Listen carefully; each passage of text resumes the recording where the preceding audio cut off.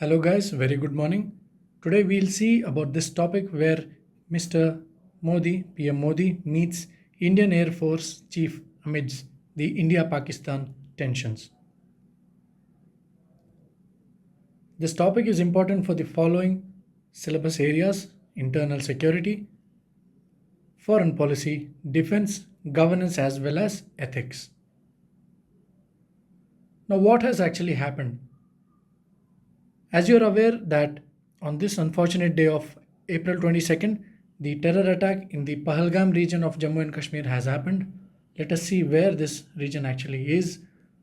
In Jammu and Kashmir, Pahalgam is near Srinagar, Pulwama and Anantnag. This is the particular area that you can see. It's called Pahalgam. Here, 26 innocent civilians were killed and 20 plus were injured. And these tourists were targeted based on their religion. The terrorists, who are fundamentalists and who are funded by Pakistan, were responsible for this terror attack, and it was initially claimed by the TRF that they were the ones who perpetrated this, but then they retracted. This attack in Pahalgam is the second deadliest attack on civilians since the 2008 Mumbai terror attacks. Now, what was the response of government and military with respect to this issue? PM Modi met IAF chief Mr. AP Singh and other defense officials in a high-level meeting where the broad strategy was that the armed forces would be given strategic freedom to act, and this freedom was given by the central government. So this gives much more scope for the armed forces to operate upon. Along with this, 2000 detentions were also done and militant hideouts were also raised. So the detentions happened in this category of terrorist sympathizers known as overground workers. Now most of you would be aware of something called as the sleeper cells, right? Sleeper cells.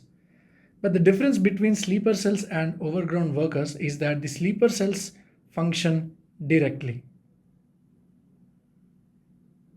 for the terrorists, whereas the overground workers function is indirect in nature. What is indirect? Well, they provide terrorists with food, shelter, and critical information. While not participating directly in terror activities, these terror sympathizers, known as the overground workers, operate indirectly. Now, what has India done?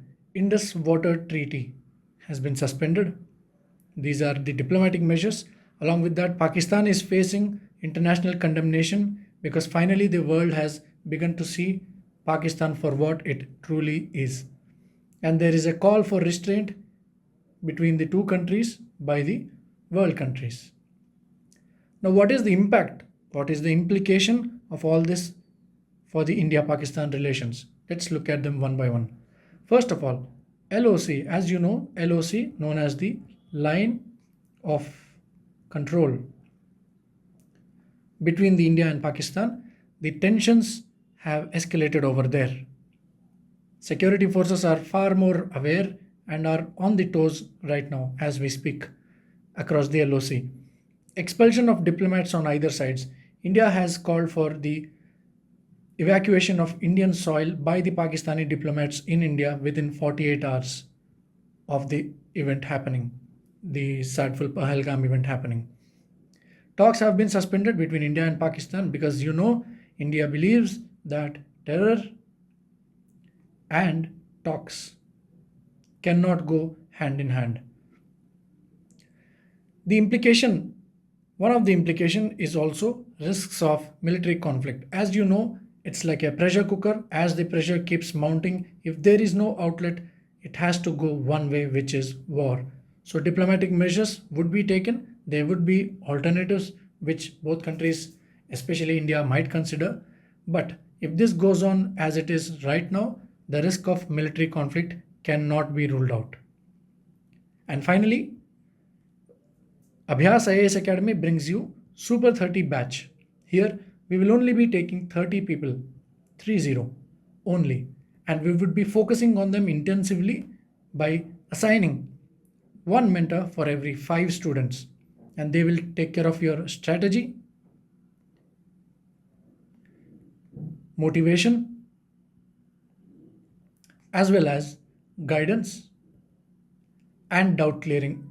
Along with that, you will be also coached on all the subjects, and you will be getting hand holding throughout your UPSC journey if you join this batch. To enroll into this batch, you would have to go through a skill test conducted at the Abhyas IAS Academy.